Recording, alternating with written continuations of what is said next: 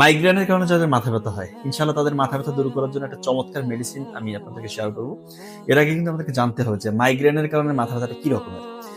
দেখেন, এই ব্যথাটা যে কোনো মাথার একদিকে হবে, এ পাশে অথবা এ পাশে, হ্যাঁ, যে কোনো একদিকে হবে এবং প্রচন্ড চেপে ধরবে, প্রচন্ড ব্যথা হবে এবং পালস যেভাবে পালসেশনটা হয়, মানে ধপ ধপ ধপ ধপ, ভিতরে মনে হবে ধপ ধপ ধপ ধপ করছে, ঠিক আছে। এবং আপনার একটু বমি বমি ভাব বা বমি হয়ে যেতে পারে এবং দেখবেন যে ক্ষুধা লাগলে ব্যথাটা বাড়ছে, প্রচন্ড শব্দের মধ্যে ব্যথাটা বাড়ছে, রোদে গেলে আপনার ব্যথা বাড়ছে এবং একটা কড়া গন্ধ যদি আপনি পান নাকের মধ্যে, তাও আপনার ব্যথাটা বাড়বে। এই লক্ষণগুলো প্রকাশ পেলে আপনি বুঝবেন যে আপনার মাইগ্রেন টাইপ সেটে। এবং এই ব্যথাটা কিন্তু কখনোই নাকের আশেপাশে, চোখের আশেপাশে বা এই মাথার পিছনে বা পুরো মাথা জুড়ে হবে না, যে কোনো এক পাশে, এটা মাথায় রাখবেন।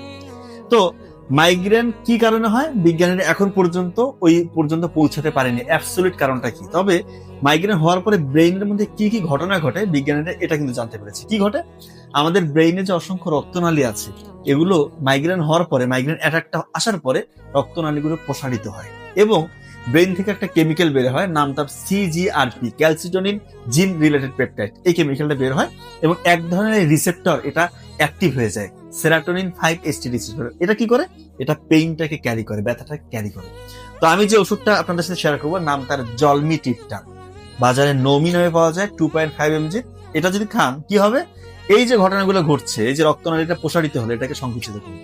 যে কেমিক্যালটা বের হলো সিজিআরপি, ক্যালসিটোনিন জিন রিলেটেড পেপটাইড, এটা আর বের হতে দিবে না। এবং যে রিসেপ্টরটা পেইনটাকে ক্যারি করছে, সেরাটোনিন 5-HT, এটাকে ব্লক করে দিবে। তার মানে আপনি মাইগ্রেনের কারণে যে লক্ষণগুলো, আপনার প্রচন্ড ব্যথা, এগুলো সবগুলো সাবসাইড করবে, আপনি ইনশাআল্লাহ রিলিফ পাবেন।